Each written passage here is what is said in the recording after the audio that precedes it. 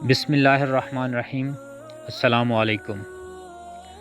کل نفس ذائقۃ الموت، قرآن کی یہ آیت جس کا ترجمہ کہ ہر ذی روح شخص کو موت آنی ہے۔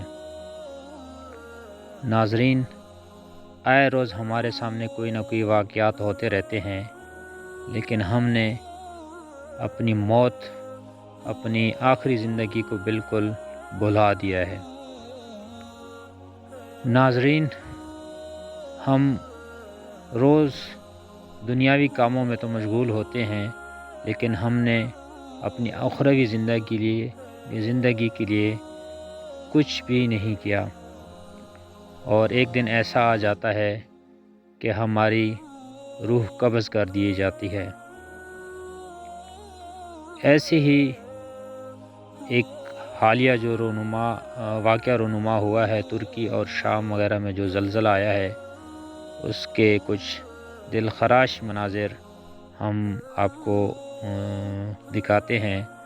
یقیناً یہ ہمارے لیے قابل غور اور قابل فکر لمحہ ہے کہ ہم دنیا میں اتنے مشغول نہ ہو جائے کہ اللہ نہ کرے کہ ہم پر ایسا وقت آئے اور ہمیں توبہ کی مہلت بھی نہ ملے۔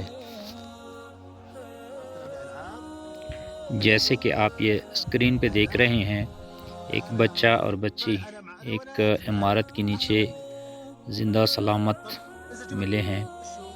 اللہ تعالیٰ ہی بچانے والا ہے، اور یہ بچہ اور بچی دونوں کو اللہ تعالیٰ نے ایک نئی زندگی عطا کی ہے۔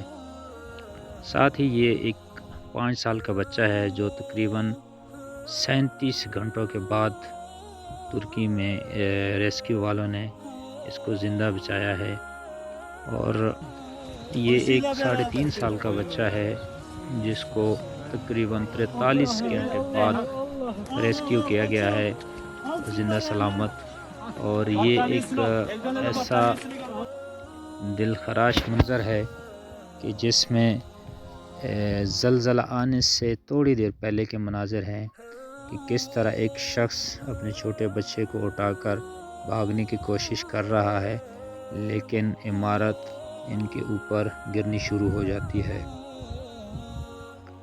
اور یہ ایک ریسکیو ٹیم جو ایک بچی کو ملبے سے زندہ نکال رہی ہے، تو اس کو بھی ریسکیو کیا گیا ہے۔ اسی طرح اور بھی کئی دلخراش مناظر ہیں، لیکن ہمیں ان کو دیکھنے کے ساتھ ساتھ ہمیں ان کے لیے دعا بھی کرنی چاہیے، اور اپنے لیے ایک سبق کا ذریعہ بنانا چاہیے کہ اللہ تعالیٰ جب انسان کی روح قبض کرنے کا حکم دیتا ہے تو ایسا نہ ہو کہ ہمیں مہلت بھی نہ ملے، اور ہم اس دنیا کے رونقوں میں مشغول ہوں، اور اسی طرح ایک زلزلہ یا کوئی بھی آفت آ جائے اور ہماری روح قبض کر دی جائے اور ہم اللہ کی بارگاہ میں خالی ہاتھ چلے جائیں۔